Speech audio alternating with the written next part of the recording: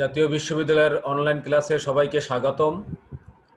আমি মোহাম্মদ খলিলুর রহমান, সহকারী অধ্যাপক, হিসাব বিজ্ঞান বিভাগ, জাতীয় বিশ্ববিদ্যালয়।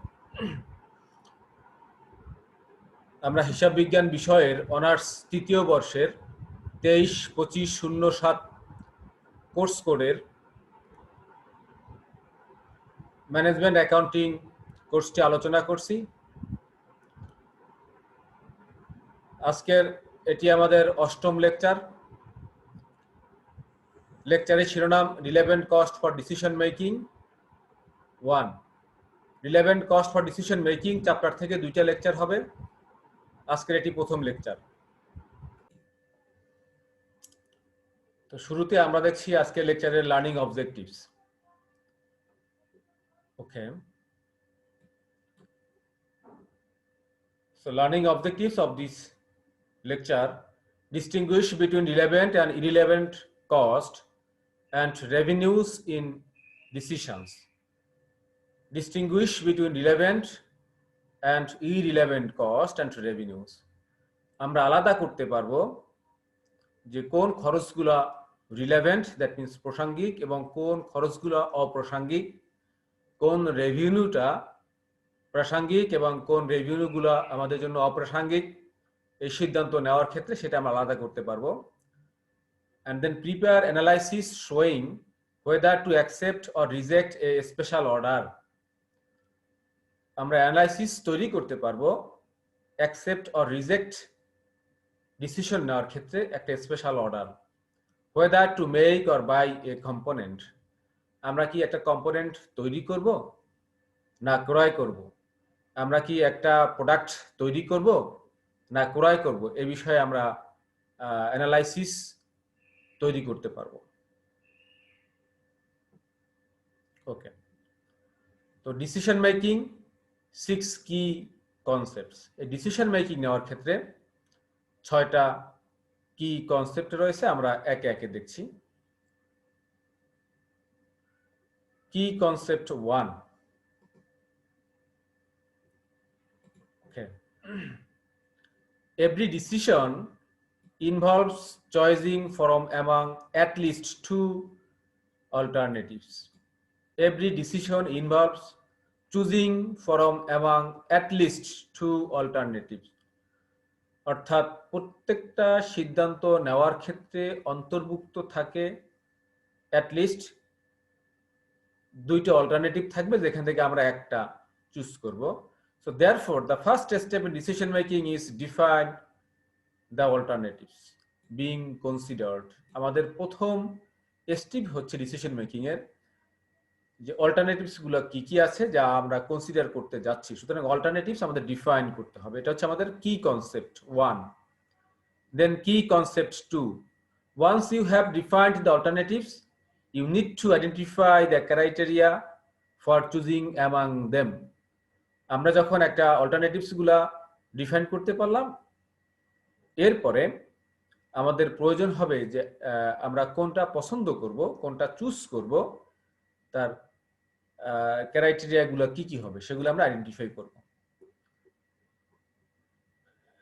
and relevant cost and relevant revenue should be considered when making decision. Only relevant cost and relevant revenues should be considered when making decision. যখন আমরা একটা সিদ্ধান্ত নিতে যাব, সেক্ষেত্রে রিলেভেন্ট কস্ট এবং রিলেভেন্ট রেভিনিউস গুলো আমাদের কনসিডার করতে হবে। রিলেভেন্ট কস্ট মিন্স হচ্ছে সিদ্ধান্ত নেওয়ার ক্ষেত্রে যে খরচগুলা প্রভাব বিস্তার করে, সিদ্ধান্ত নেওয়ার ক্ষেত্রে যে খরচগুলা প্রাসঙ্গিক, সিদ্ধান্ত নেওয়ার ক্ষেত্রে যে রেভিনিউটা প্রাসঙ্গিক, সিদ্ধান্ত নেওয়ার ক্ষেত্রে যে রেভিনিউগুলা আমাদের প্রভাব বিস্তার করে, অর্থাৎ সিদ্ধান্ত পরিবর্তন করতে সহায়তা করে বা সিদ্ধান্ত পরিবর্তন করে থাকে যে খরচগুলা এবং যে রেভিনিউগুলা, সেগুলো কি বলছি আমরা relevant cost and relevant revenue. irrelevant cost and irrelevant revenues should be ignored when making decision. আমরা যখন সিদ্ধান্ত নিব তখন irrelevant cost এবং irrelevant revenues এগুলো আমরা কনসিডার করব না, এগুলোকে আমরা ইগনোর করব। irrelevant কোনটা, যেগুলো আমাদের প্রাসঙ্গিক না, সিদ্ধান্ত নেওয়ার ক্ষেত্রে যে খরচগুলো এবং যে রেভিনিউগুলো কোনো প্রভাব বিস্তার করে না অথবা সিদ্ধান্তের নেওয়ার ক্ষেত্রে কোনো সে সিদ্ধান্ত পরিবর্তনে কোনো সহায়তা করে না, সেগুলোকে বলছি আমরা irrelevant cost and irrelevant revenues. Okay. Then key concept 3. Key concept 3, the key to effective decision making is differential analysis, focusing on the future cost and revenues that differ between the alternatives. দেন কি concept 3 হচ্ছে decision making এর ক্ষেত্রে শুধু differential অ্যানালাইসিসটাই focusing করা হয়, future কস্টের এবং revenue যে cost বা রেভিনিউ দুইটা অল্টারনেটিভের মধ্যে ডিফারেন্সিয়েট হবে। Everything else is irrelevant and should be ignored. এর বাইরের সবগুলোই হচ্ছে ইরিলেভেন্ট বা অপ্রাসঙ্গিক এবং এগুলোকে আমরা ইগনোর করব। শুধুমাত্র ভবিষ্যৎ খরচ বা রেভিনিউর ক্ষেত্রে দুইটা অল্টারনেটিভের মধ্যে যে ডিফারেন্স হয় তাকে বলছি আমরা ডিফারেন্সিয়াল কস্ট। যদি কোনো খরচ এটা ডিফারেন্সিয়াল না হয় তাহলে এটা ইরিলেভেন্ট এবং এটাকে আমরা ইগনোর করব। A future cost that differ between any two alternatives is known as differential cost. Okay. A future revenue that differs between any two alternatives is known as differential revenue. Okay. An incremental cost is an increase in cost between two alternatives. দুইটা alternatives এর মধ্যে যে খরচটা increase করে তাকে বলছি আমরা incremental cost. An avoidable cost is cost. Okay. An avoidable cost is cost that can be eliminated by choosing on alternatives over another. যদি আমরা একটা অল্টারনেটিভ গ্রহণ করি তাহলে যে খরচটাকে আমরা অ্যাভয়েড করতে পারবো, বাদ দিতে পারবো, তাকে বলছি আমরা অ্যাভয়েডেবল কস্ট। ওকে, এটা হচ্ছে কি concept 3, differential cost, differential revenue, incremental cost এবং অ্যাভয়েডেবল কস্ট। ওকে, দেন কি concept 4, sunk costs are always irrelevant when choosing among alternatives. যখন আমরা অল্টারনেটিভ চুজ করতে যাব তখন সান কস্ট সব সময় ইরিলেভেন্ট, এটা রিলেভেন্ট না। So what is San cost? আমরা চ্যাপ্টার 2 তে বা ক্লাস 2 তে আমরা আলোচনা করে এসেছিলাম সান কস্ট কি। ওকে, a sunk cost is a cost that has already been incurred and cannot be changed regardless of what a manager decides to do. যে খরচটা অলরেডি সংগঠিত হয়েছে এবং ম্যানেজারের সিদ্ধান্ত নেওয়ার ক্ষেত্রে সিদ্ধান্ত পরিবর্তনে সে কোনো প্রভাব রাখে না, তাকে বলছি আমরা সান কস্ট। অর্থাৎ যে কস্টটা ডুবন্ত কস্ট, সানক কস্ট, যে কস্টটা অলরেডি সংগঠিত হয়েছে এরকমের খরচকে বলছি আমরা সান কস্ট। এবং এই সান কস্ট সিদ্ধান্ত নেওয়ার ক্ষেত্রে সে প্রভাব বিস্তার করে না, এটা হচ্ছে ইরিলেভেন্ট কস্ট। দেন কি concept 5, future cost and revenues that do not differ between alternatives are irrelevant. যদি ফিউচার কোনো খরচ হয়, আমরা বলেছিলাম ফিউচার কস্ট হচ্ছে রিলেভেন্ট কস্ট, বাট এই ফিউচার কস্ট যদি দুইটা অল্টারনেটিভের মধ্যে কোনো ডিফারেন্সিয়েট তৈরি না করে, কোনো ডিফারেন্স না হয় দুই খরচের মধ্যে, তাহলে এটা হচ্ছে irrelevant cost to the decision making process. তো এক্ষেত্রে এই ফিউচার কস্ট হওয়া সত্ত্বেও তাকে বলবো আমরা ইরিলেভেন্ট কস্ট। ওকে, দেন কি concept 6, opportunity cost also need to be considered when making decision. যখন আমরা সিদ্ধান্ত নিব তখন অপরচুনিটি কস্টকেও আমাদের কনসিডার করতে হবে। এখন অপরচুনিটি কস্ট বা সুযোগ ব্যয় কি, এটাও আমরা ক্লাস 2 এ আলোচনা করে এসেছি। An opportunity cost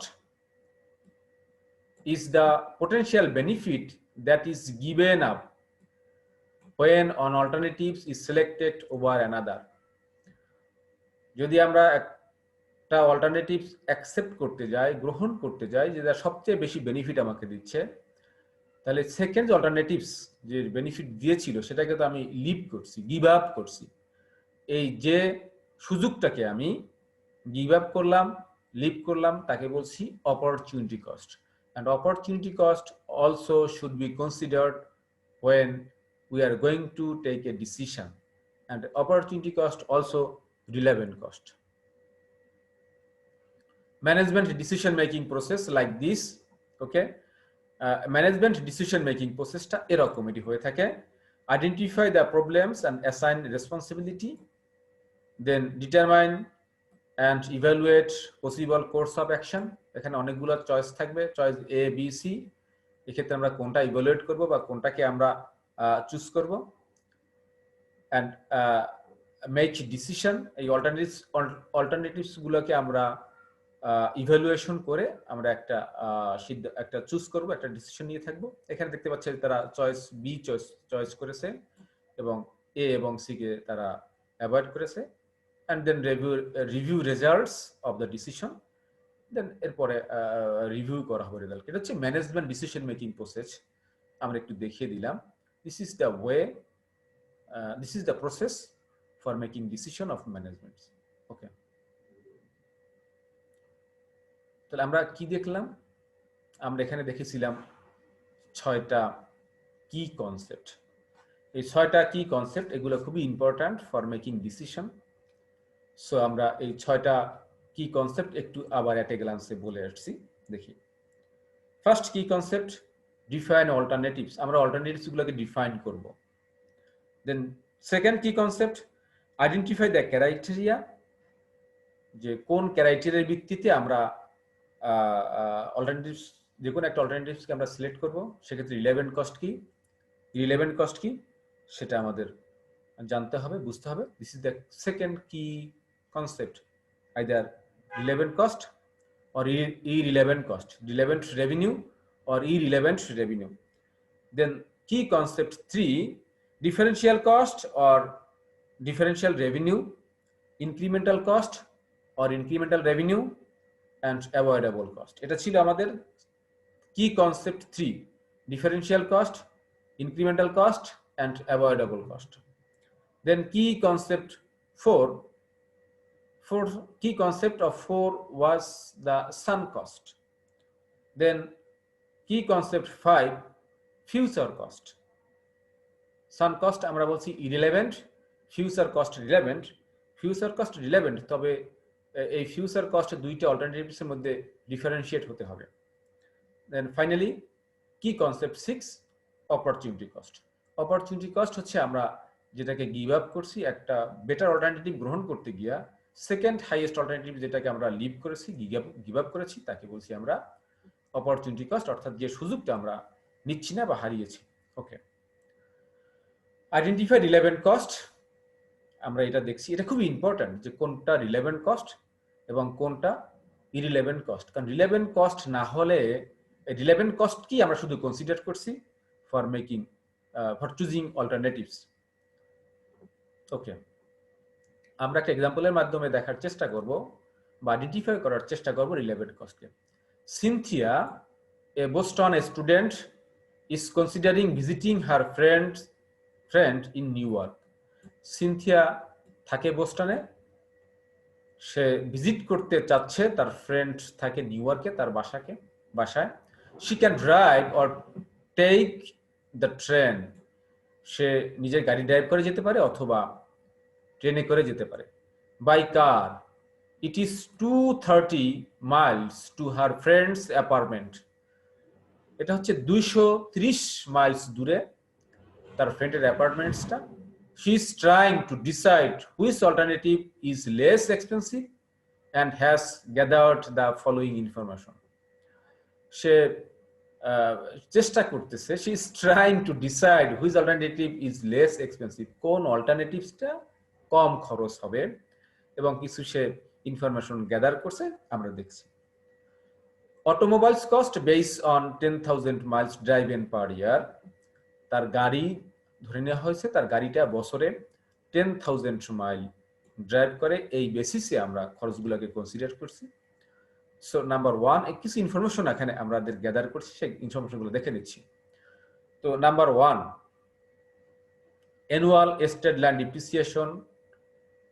annual estate land depreciation হচ্ছে 2800 এবং পার মাইল হচ্ছে 0.280। এটা কিভাবে এসেছে এখানে দেয়া আছে যে এই গাড়ির ক্রয় মূল্য ছিল $24,000 minus salvage value 10,000 divided by 5 years. যদি আমরা ক্রয় মূল্য থেকে স্যালভেজ ভ্যালু বাদ দিয়ে life of estimated life of the car দিয়ে আমরা যদি ডিভাইড করি তাহলে পেয়ে যাচ্ছি per year depreciation. So per year depreciation $2,800 এবং পার ইয়ার এই গাড়িটা ড্রাইভ করবে 10,000 miles. That means depreciation per mile is 0.280. Then cost of gasoline per mile is 0.100. কিভাবে? পার গ্যালন গ্যাসোলিনের দাম হচ্ছে $2.70 এবং 1 গ্যালনে এই গাড়িটা যাতায়াত করতে পারে 27 মাইল পার গ্যালন। যদি পার গ্যালনে 27 মাইল সে চলতে পারে তাহলে পার মাইলে কস্ট হচ্ছে gasoline purpose 0.100। Annual cost of auto insurance and licence. Annual auto insurance licence cost হচ্ছে 1,380, so per mile 0.138। Maintenance and repairs per mile cost 0.065। Parking fees at school annual হচ্ছে 360 এবং per mile হচ্ছে 0.036। So total average cost per mile 0.619। এখানে maintenance and repair cost হচ্ছে যেটা সেটা per month হচ্ছে 45, তাতে 8 মাস বা 8 মান্থ এটা চলাচল করে। এই 45 ইন্টু 8 ডিভাইডেড বাই 10,000 তাতে আসছে 0.065।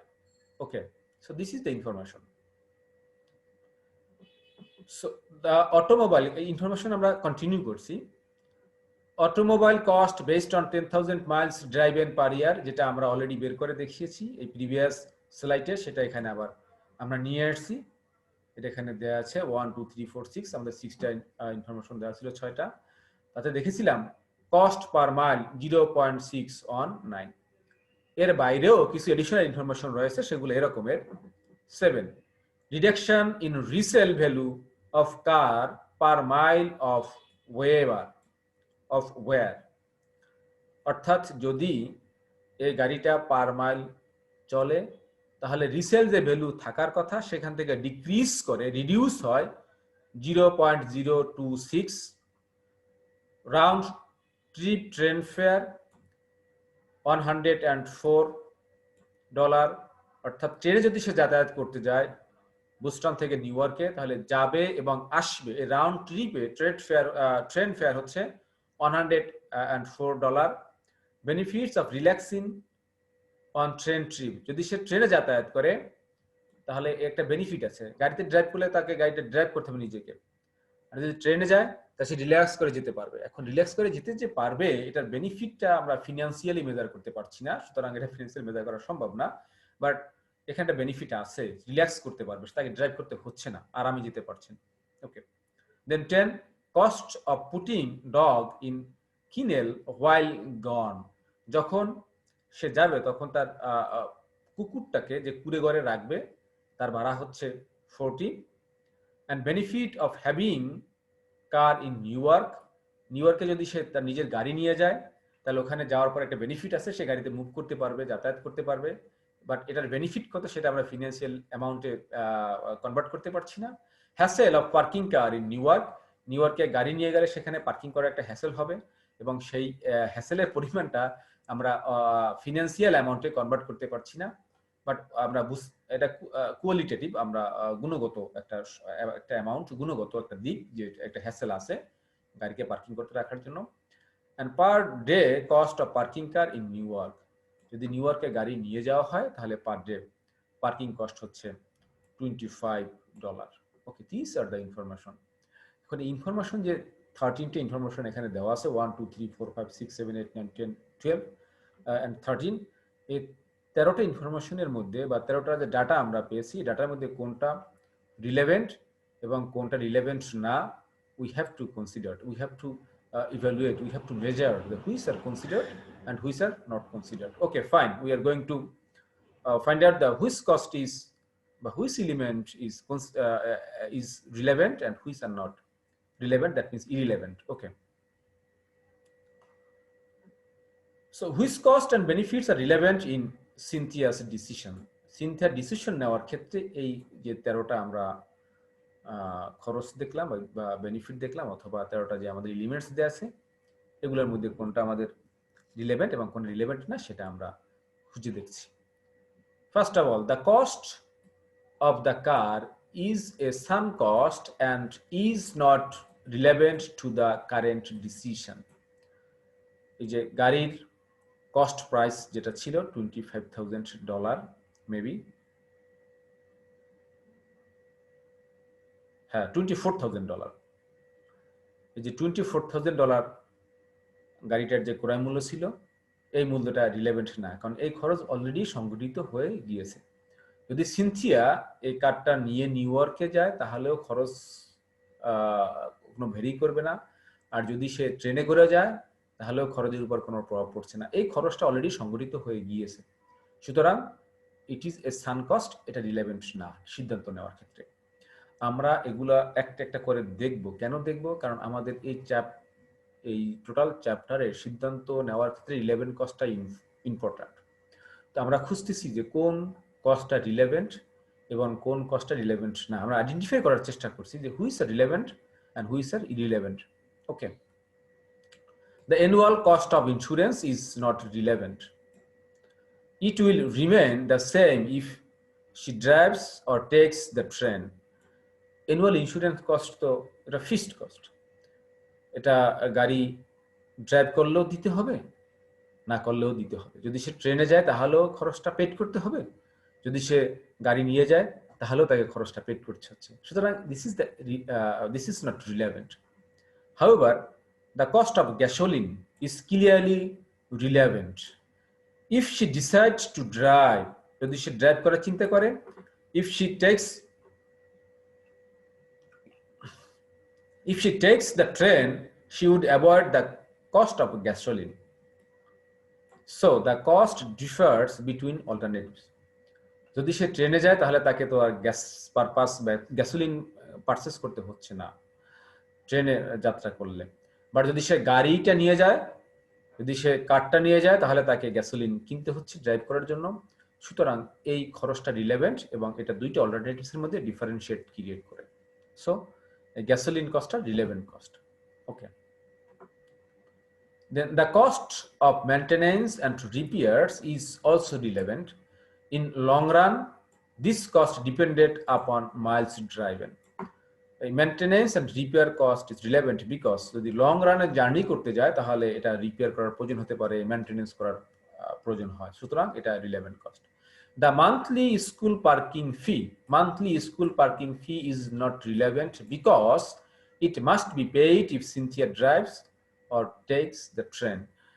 যেহেতু মান্থলি স্কুলে যে গাড়িটা পার্কিং করে রাখা হয় এটা মান্থলি ফি, আইদার যদি সে 2 দিন রাখে না নাও রাখে তাহলেও দিতে হচ্ছে, সুতরাং এটা irrelevant cost. So at this point we can see the same of average cost of 0.6 or 9 per mile are relevant and others are not. তো এক্ষেত্রে দেখতে পাচ্ছি যে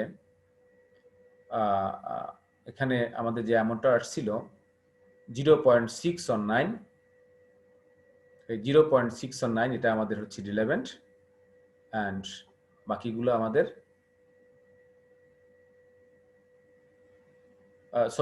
at this point we can see that some of the average cost of 0.6 or 9 per mile are relevant and others are not.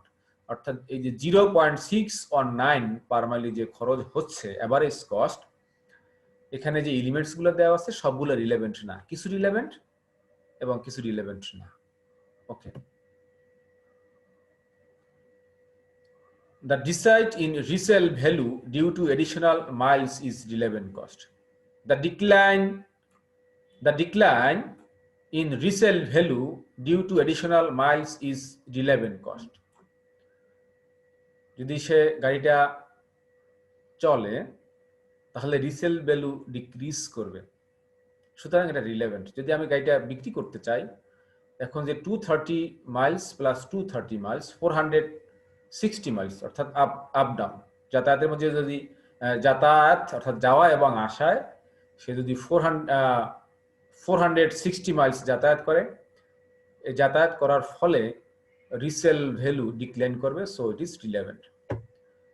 The round trip train fee বা train fare is clearly relevant if she drives, the cost can be avoid. যদি সে drive করে যায় তাহলে এই train ফিটা বা train ফেয়ারটা avoid করার সুযোগ আছে, সুতরাং এটা relevant cost clearly. Relaxing on trains is relevant even though it is difficult to assign a dollar value of the benefit. Relaxing on the train এটা রিলেভেন্ট, অর্থাৎ গাড়িতে গেলে সে রিল্যাক্স করতে পারছে না, তাকে ড্রাইভ করতে হবে। কার নিয়ে গেলে তাকে ড্রাইভ করতে হচ্ছে, কিন্তু ট্রেনে গেলে সে আরামে করে রিল্যাক্স করে যেতে পারবে, সুতরাং এটা রিলেভেন্ট। বাট এই অ্যামাউন্টটা আমরা ফিনান্সিয়ালি বেনিফিট করা খুব difficult. Then the kennel cost is not relevant because Cynthia will incur the cost if she drives or takes the train. অর্থাৎ যে কুকুরটা যেখানে রেখে যাবে কুড়ে ঘর, সেটা রিলেভেন্ট না, সেই ঘরের খরচটা রিলেভেন্ট না, কারণ এটা ড্রাইভ করলেও দিতে হবে অথবা ট্রেনে করে গেলেও তাকে দিতে হচ্ছে। সুতরাং দেখতে পাচ্ছি আমরা কিছু রিলেভেন্ট কিছু রিলেভেন্ট না। The cost of parking in New York is relevant, এটা রিলেভেন্ট। অর্থাৎ যদি গাড়িটা সে নিউ ইয়র্কে নিয়ে যাচ্ছে, এখানে পার্কিং করে রাখতে হবে এবং কিছু খরচ হবে। But it can be avoided if she tax the train, যদি সে ট্রেনে যাতায়াত করে তাহলে এই খরচটাকে অ্যাভয়েড করার সুযোগ আছে। Okay, the benefits of having a car in New York and the problems of facing the parking space are both relevant but are difficult to assign in dollar. এই দুটোই রিলেভেন্ট, কারণ গাড়ি থাকলে সুবিধা আছে নিউ ইয়র্কে গিয়ে, আবার গাড়ি রাখার জন্য পার্কিং এর জন্য একটা হ্যাসেল আছে, এটাও রিলেভেন্ট, কারণ হ্যাসেল তাকে বহন করতে হবে গাড়ি নিয়ে গেলে। বাট এটাকে আমাদের ফিনান্সিয়ালি মেজার করা একটু কঠিন হচ্ছে, সো এটা ডিফিকাল্ট।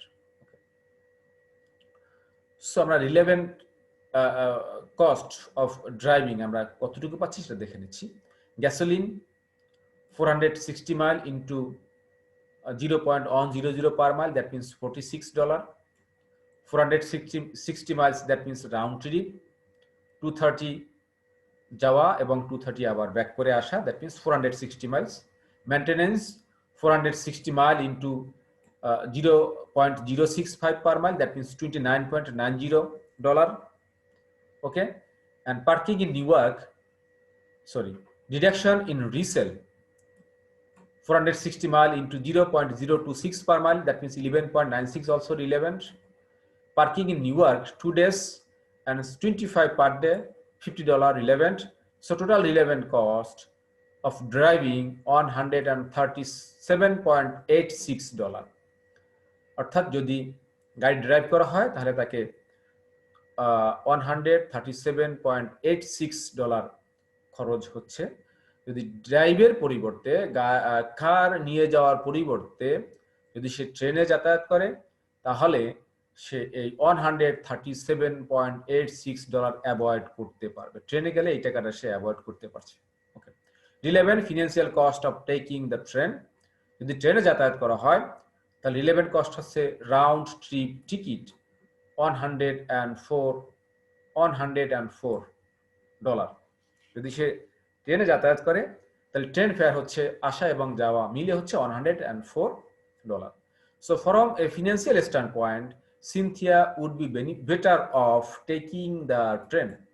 অর্থাৎ অধিকতর সুবিধা হচ্ছে যদি সে ট্রেনে যাতায়াত করে ফিনান্সিয়াল পয়েন্ট থেকে, টু ভিজিট হার ফ্রেন্ডস, তার ফ্রেন্ডের বাসা যদি সে ভিজিট করতে চায় তাহলে ফিনান্সিয়ালের দিক থেকে তার বেটার হচ্ছে ট্রেনে যাওয়াটা, কারণ ট্রেনে যদি সে যাতায়াত করে তাহলে তার খরচ হচ্ছে $104, বাট যদি সে কার নিয়ে যায় তাহলে তার খরচ হচ্ছে $137.86. Some of the non-financial factors may influence her final decision. এখন ফিনান্সিয়ালি ক্ষেত্রে ট্রেন ইজ বেটার, বাট যে নন ফিনান্সিয়াল বিষয়গুলো আছে, নিউ ইয়র্কে যাওয়ার পরে গাড়ি থাকার সুবিধাটা, তারপরে গাড়ি পার্কিং এর একটা হ্যাসেলের বিষয় আছে গাড়ি নিয়ে গেলে, তো এগুলো মিলে যেগুলো আমরা ফিনান্সিয়ালি ডিফিকাল্টিস মেজার করা, এইগুলো কনসিডার করার পরে, সে ফাইনাল ডিসিশন নিয়ে থাকবে যে which is better for her, either train or driving. But financial standpoint থেকে ট্রেনটা হচ্ছে তার জন্য better off taking the train. Okay,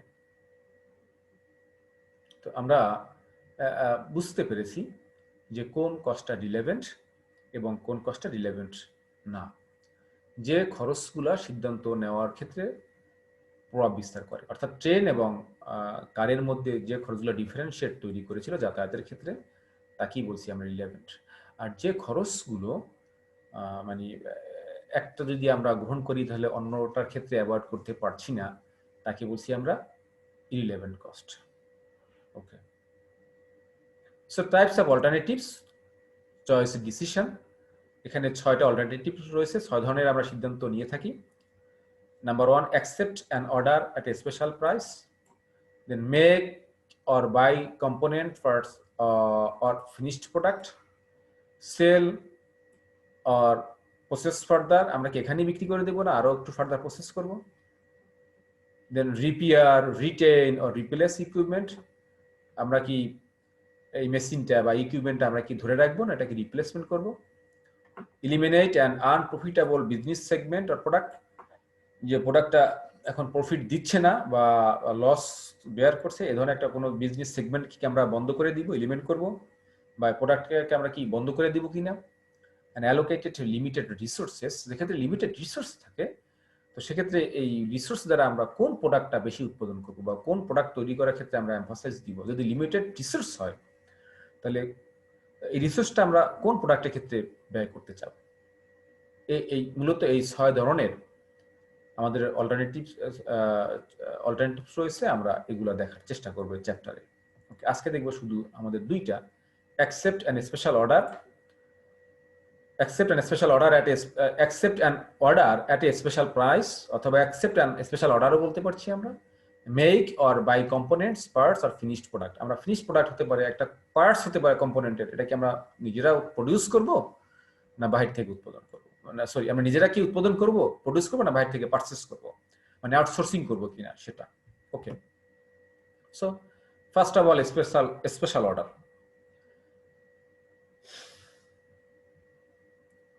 A special order is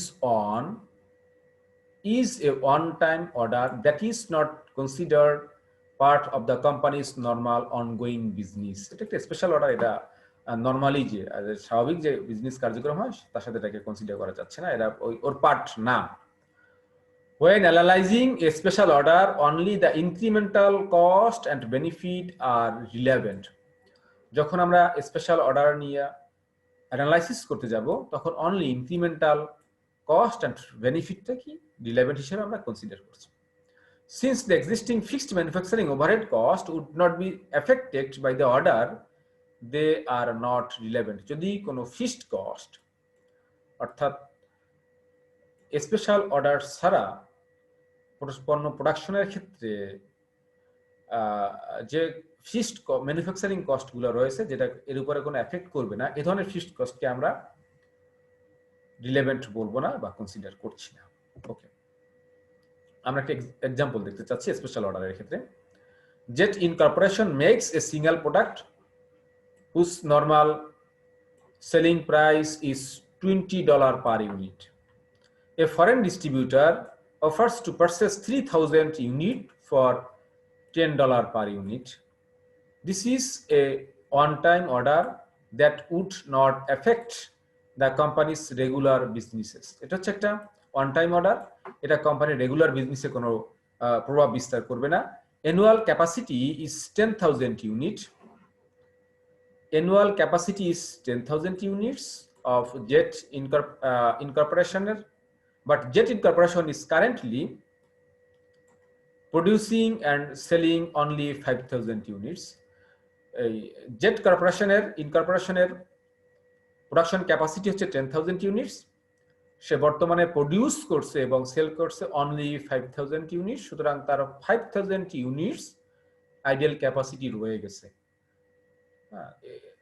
এই জন্য তার এক্সট্রা ফিক্সড কস্ট অথবা এক্সট্রা মেশিনারির প্রয়োজন হবে না। Should jet accept the order? এখন আমরা একটু অ্যানালাইসিস করে দেখব যে এই অর্ডারটা সে অ্যাকসেপ্ট করবে কি করবে না। ওকে, তো jet incorporation contribution income statement before considering special order. আমরা কন্ট্রিবিউশন কি সেটা আমরা প্রিভিয়াস সিভিবি অ্যানালাইসিসের ক্ষেত্রে দেখে আসছি। So according to contribution income format স্টেটমেন্টের আলোকে এখানে জেট ইনকর্পোরেশনের স্পেশাল অর্ডার পাওয়ার পূর্বে তার ইনকাম স্টেটমেন্ট দেওয়া আছে এখানে। So revenue 5,000 units into $20, that means $1,00,000। Variable cost, direct materials 20,000, direct labor 5,000, manufacturing overhead 10,000, and marketing cost 5,000. So total variable cost 40,000. Existing special order ছাড়া তার এখন যে প্রোডাকশন করছে 5,000, সেলস করছে 5,000, তো তার ভেরিয়েবল কস্ট হচ্ছে for 5,000 40,000। For 5,000 units total variable cost is $40,000। Okay, so contribution margin, sales minus variable cost equal to 60,000. Fixed cost, manufacturing overhead 28,000, marketing cost 20,000. So total fixed cost 48,000 and net operating income 12,000. This is the existing income statement. অর্থাৎ special order ছাড়া বর্তমানে যে সে 5,000 units produce করছে এবং sales করছে তাতে তার NEET operating income হচ্ছে $12,000। ওকে, সো আমরা দেখেছি যদি এখন সে 3,000 এর অর্ডারটা অ্যাকসেপ্ট করে তাহলে কি সিচুয়েশন হয়। Incremental revenue 3,000 into 10। আমরা দেখেছিলাম যে একটা ফরেন কাস্টমার থেকে স্পেশাল অর্ডার পেয়েছে 3,000 এর এবং প্রতিটার পারচেস প্রাইস বা প্রতিটার সেলস প্রাইস হচ্ছে $10 করে, তাতে হচ্ছে 30,000। যদি আমরা 3,000 স্পেশাল অর্ডারে বিক্রি করতে চাই তাহলে আমাদের বিক্রয় বা রেভিনিউ ইনক্রিজ করছে 30,000। Incremental cost 3,000 into 8 only variable cost, কারণ ফিক্সড কস্ট তো যদি আমরা যেহেতু এদের আইডল ক্যাপাসিটি আছে আমরা প্রোডাকশন করি বা নাই করি, যদি 3,000 প্রোডাকশন নাও হয় বা নাও করা হয় তাহলেও ফিক্সড কস্ট যা তাই ইনকার্ড হবে। যদি 3,000 প্রোডাকশন আমরা এক্সট্রা করতেও চাই ফর ফরেন কাস্টমার তাহলে আমাদের ফিক্সড কস্ট এক্সট্রা ইনক্রিজ করবে না। সুতরাং only variable cost should be consider. That means যদি 3,000 আমরা সেল করতে যাই শুধুমাত্র এই ভেরিয়েবল কস্টটা ইনক্রিজ করবে। That means 3,000 into 8 24,000 cost will increase. So variable cost 8 কিভাবে আসলে সেটা আমরা দেখে দিচ্ছি একটু। Direct materials, direct labour and manufacturing, variable manufacturing overhead and variable marketing cost. So direct materials 4 per unit, direct labor 1 per unit, manufacturing variable manufacturing overhead $2 per unit and variable marketing cost $1 per unit. So per unit variable cost is $8. তো এটা আমরা consider করে দেখলাম। The financial advantage of accepting the order, যদি এই অর্ডারটা accept করা হয় তাহলে ফিনান্সিয়াল বেনিফিট হচ্ছে $6,000। সুতরাং আমরা কি বলতে পারছি, if jet accept the special order, যদি সে স্পেশাল অর্ডার অ্যাকসেপ্ট করে, the incremental revenue will exit the incremental cost. এই রেভিনিউটা ইনক্রিমেন্টাল কস্টের চেয়ে বেশি হচ্ছে। The incremental revenue will exit the incremental cost. So in other words, net operating income will increase by 6,000. This suggests that Z should accept the order. সুতরাং তার এই special অর্ডারটা গ্রহণ করা ঠিক হবে বা উচিত হবে। So this is the way, this is the road, this is the way to make decision regarding taking an special order. ওকে, আমরা প্রথমে শুধুমাত্র একটা ইনকাম স্টেটমেন্ট করব স্পেশাল অর্ডার ছাড়া। এরপরে আমরা একটু দেখব যদি স্পেশাল অর্ডারটা গ্রহণ করা হয় তাহলে কতটুকু রেভিনিউ ইনক্রিজ হয়, কতটুকু খরচ ইনক্রিজ হয়। যদি রেভিনিউ ইনক্রিজ বেশি হয় খরচের চেয়ে তাহলে আমরা স্পেশাল অর্ডারটা অ্যাকসেপ্ট করব। যদি রেভিনিউ ইনক্রিজটা বা ইনক্রিমেন্টাল রেভিনিউ কম হয় ইনক্রিমেন্টাল খরচের চেয়ে তাহলে আমরা স্পেশাল অর্ডারটা গ্রহণ বা অ্যাকসেপ্ট করব না। Note, this answer assume that the fixed costs are unavoidable and that variable marketing cost must be incurred on the special order. এখানে ভেরিয়েবল মার্কেটিং কস্টটা ইনকার করতে হবে যদি স্পেশাল অর্ডার গ্রহণ করা হয়, এটা আমরা অ্যাজিউম করে নিয়েছি এবং ফিক্সড কস্ট আমরা কনসিডার করছি না, বিকজ এটা হচ্ছে অ্যাভয়েড করার সুযোগ আমাদের নাই। দ্যাট মিনস কি, আমরা যদি উৎপাদন নাও করি 3000 তাহলেও আমাদের খরচটা হচ্ছে। ওকে, এটা আমরা যদি স্পেশাল অর্ডার গ্রহণ না করি তাহলে এই খরচকে আমরা অ্যাভয়েড করতে পারবো না। Okay, next, the make or buy decision. আমরা একটু মেক অর বাই ডিসিশন দেখে নিচ্ছি। When a company is involved in more than one activity in the entire value chain and it is vertically integrated, যখন একটা কোম্পানির enter value চেইনে একাধিক activity থাকে তখন এগুলো কিন্তু ইন্টিগ্রেটেড হয়, ভার্টিক্যালি ইন্টিগ্রেটেড হয়, একটার সাথে একটা সম্পর্কযুক্ত হয়। A decision to carry out one of the activities in the value chain internally rather than to buy externally from a supplier is called make or buy decision. অর্থাৎ এই যে একাধিক ভ্যালু চেইন থাকে সেক্ষেত্রে আমরা একটা অ্যাক্টিভিটিসকে আমরা কি আমাদের নিজেরা প্রডিউস করব না এক্সটার্নাল থেকে আমরা এটা বাই করব, এরকমের হচ্ছে বিষয়। এটাকে বলছি আমরা মেক অর বাই ডিসিশন। আমরা নিজেরা কি প্রডিউস করব এই পার্টস অথবা প্রোডাক্ট, না আমরা বাইরে থেকে এটা আউটসোর্সিং করব, এক্সটার্নাল থেকে আমরা পারচেজ করব। Should we outsource A component that we currently making, আমরা যেটা কারেন্টলি মেকিং করছি সেটা কি আমরা বাইরে থেকে আউটসোর্স করব কিনা সেটার বিষয়ে সিদ্ধান্ত নেওয়ার ক্ষেত্রে মেক অর বাই ডিসিশন হয়ে থাকে। Should we make a component that we are currently outsourcing, অথবা বর্তমানে আমরা আউটসোর্স করছি এটা আমরা বাইরে থেকে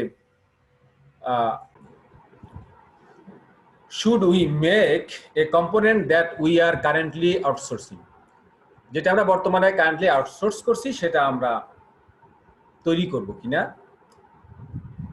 এক্ষেত্রে যে বিষয়গুলো কনসিডার করতে হবে, dependability, quality consideration and focus are important consideration.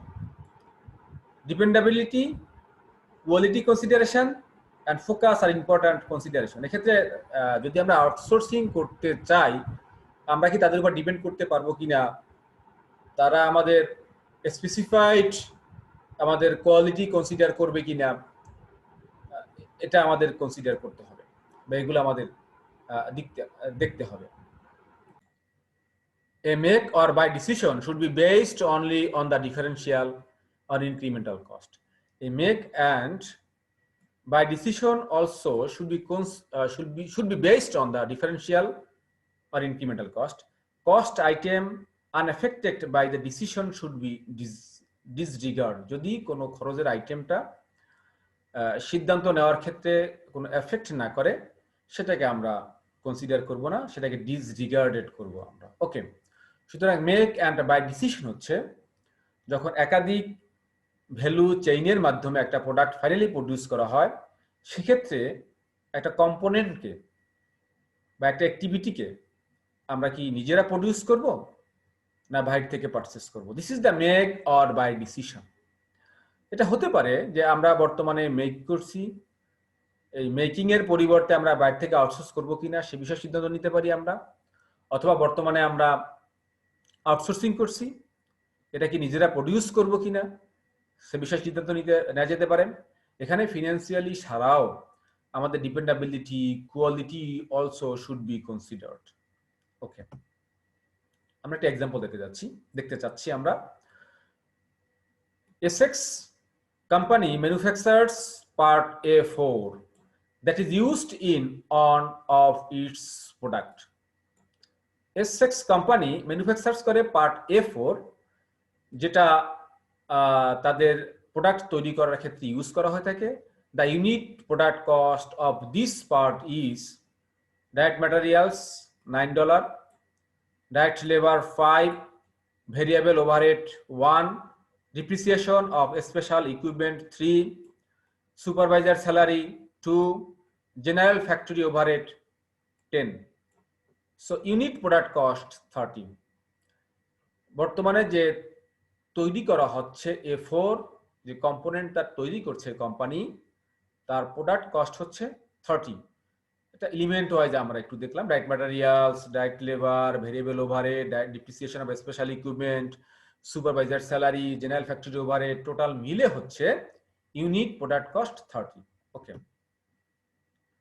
the special equipment used to manufacture part A4 has no resale value.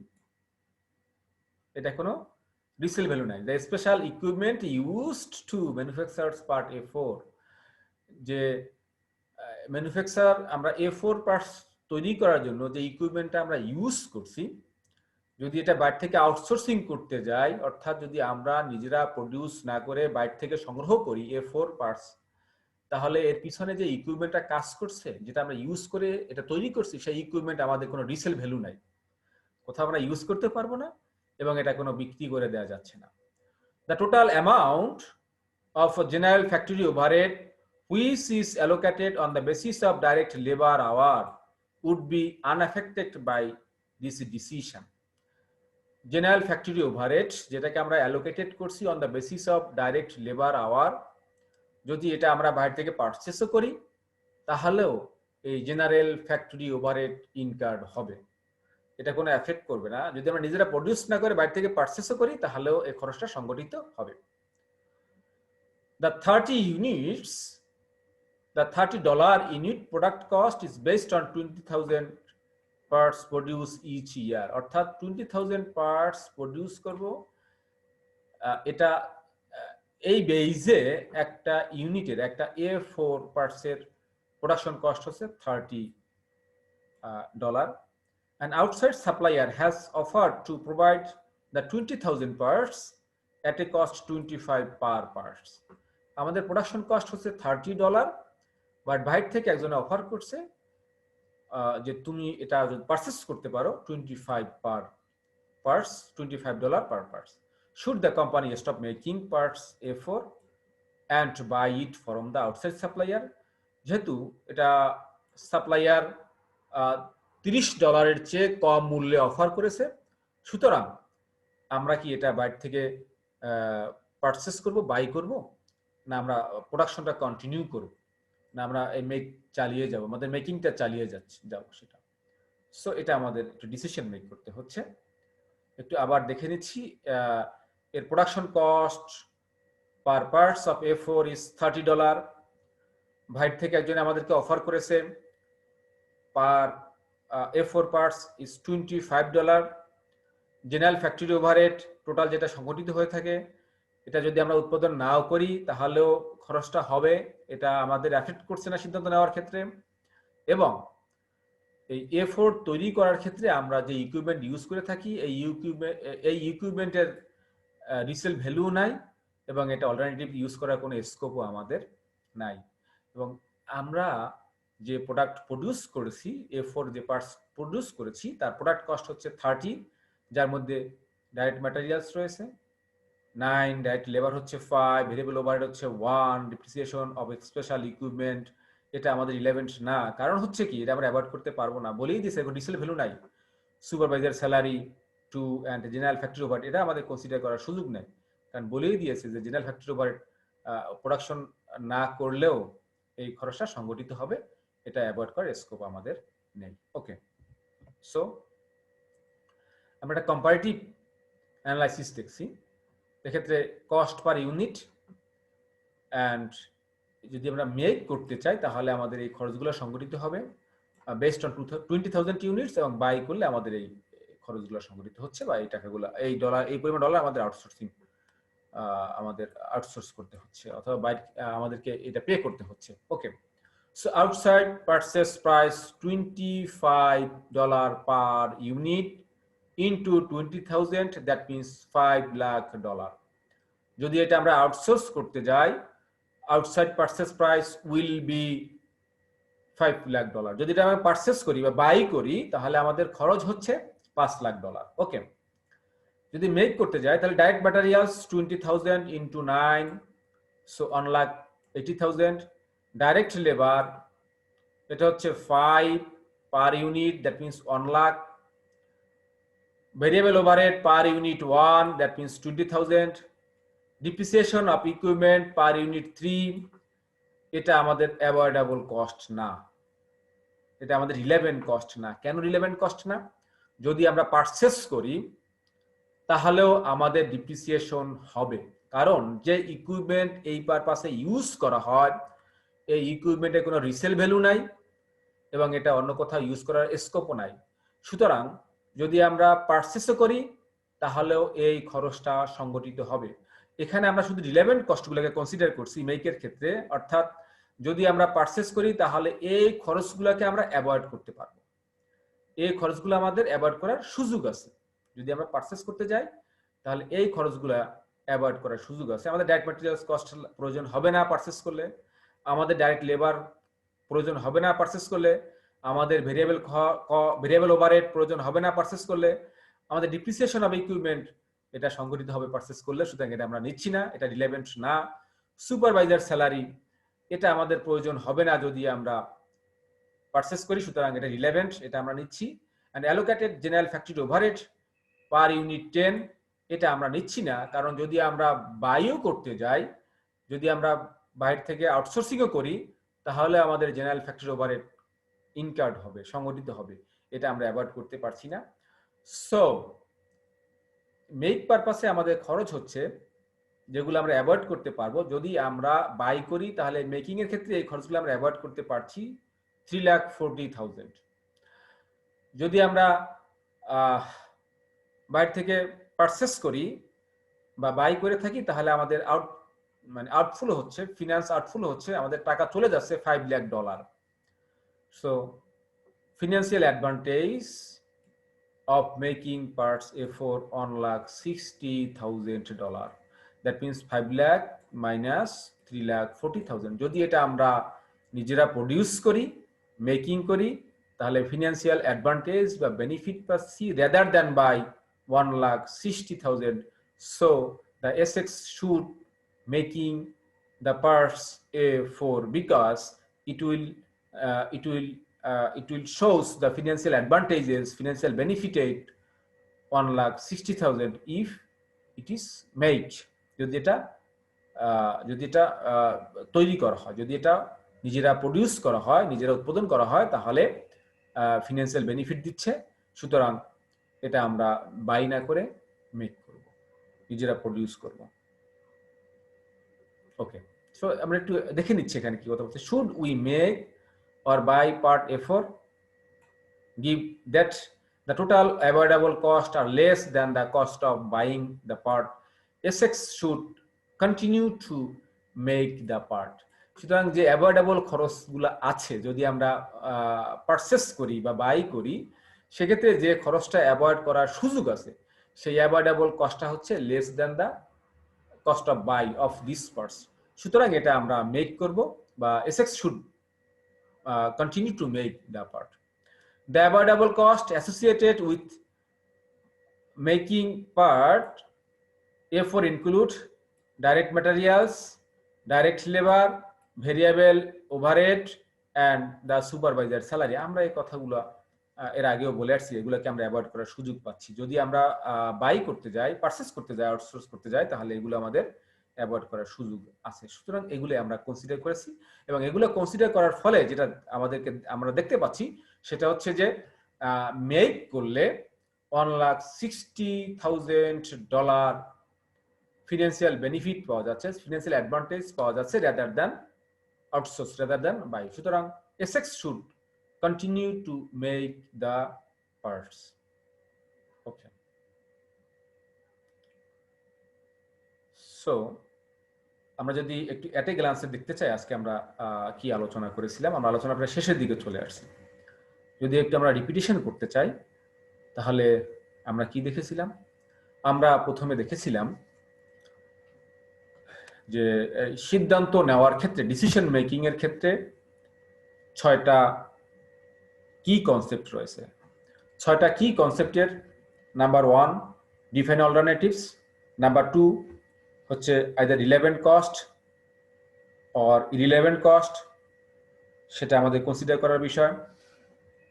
And কি কনসেপ্ট 3 ছিল differential cost or incremental cost or avoidable cost. কি concept যেটা 4 decision নেওয়ার ক্ষেত্রে সেটা হচ্ছে সান cost কিনা, সেটা আমাদের কনসিডার করার বিষয়, দেখার বিষয়। দেন ফিউচার কস্ট, এই ফিউচার কস্টের ক্ষেত্রে এই ফিউচার কস্ট আবার ডিফারেন্সিয়াল হয় কিনা সেটা একটু বিষয় ছিল, এটা কি পয়েন্ট যেটা কি কনসেপ্ট 5 ছিল সেটা। অ্যান্ড কি পয়েন্ট যেটা 6 ছিল সেখানে ছিল অপরচুনিটি কস্ট।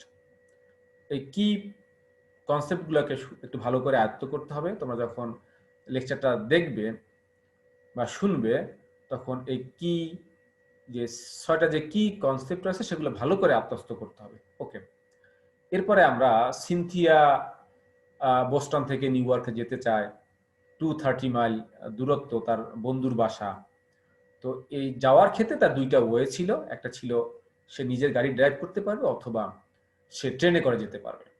সো কোনটা তার জন্য বেটার হবে, আমরা কোনটা তার জন্য বেটার হবে সেটা আমরা আসলে খোঁজার জন্য এই আলোচনাগুলো করি নাই। আমরা আলোচনা করেছিলাম identify the relevant cost and irrelevant cost. Cynthia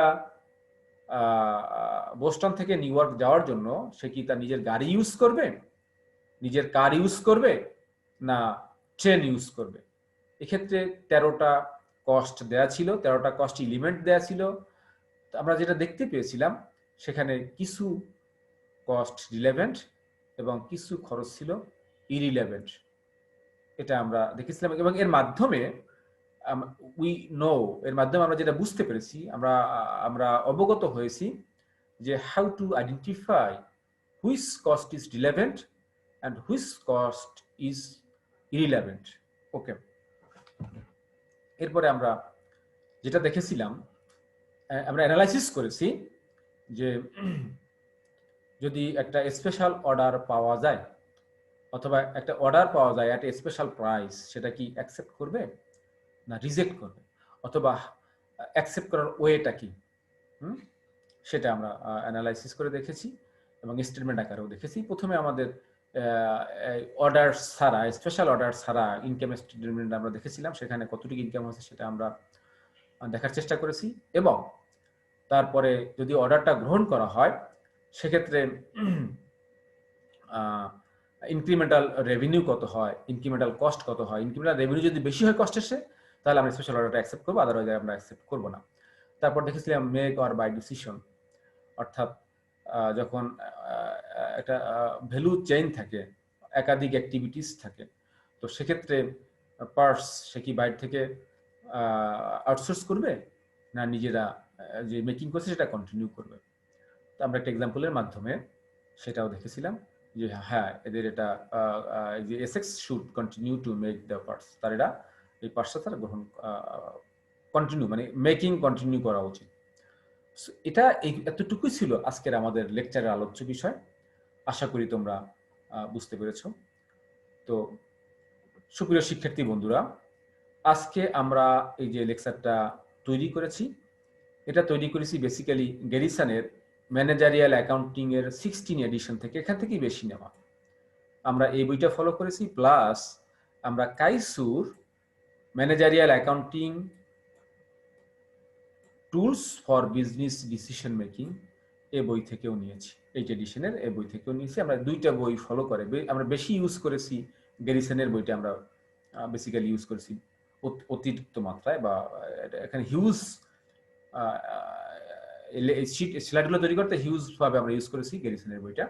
আমরা ওইটাই বেশি ফলো করার চেষ্টা করেছি। তো তোমরা এই বই দুইটা যদি দেখো, বিশেষ করে গ্যারিসনের বইটা যদি দেখো, তাহলে এই লেকচারটা, এই চ্যাপ্টারটা তোমাদের বুঝতে সহায়তা হবে, বোঝা খুব সহজ হবে। পাশাপাশি আমাদের বাংলাদেশের যে রাইটারের বইগুলো আছে সেগুলো তোমরা দেখতে পারো, কারণ সেখানে আমাদের প্র্যাকটিক্যাল এক্সাম্পলগুলো বেশি দেওয়া আছে এবং সেগুলো তোমরা দেখবে। প্রিভিয়াস ইয়ারের কোশ্চেন সলিউশন করে দেওয়া আছে, সেগুলো তোমরা দেখবে। তো আমরা এখানে শেষ করতে চাই। তোমাদেরকে ধন্যবাদ জানাচ্ছি যে তোমরা দীর্ঘক্ষণ ধৈর্য সহকারে লেকচারটা শুনেছ। ভালো থাকো সবাই, বাসায় থাকো। আমরা এখানেই শেষ করছি। আল্লাহ হাফেজ।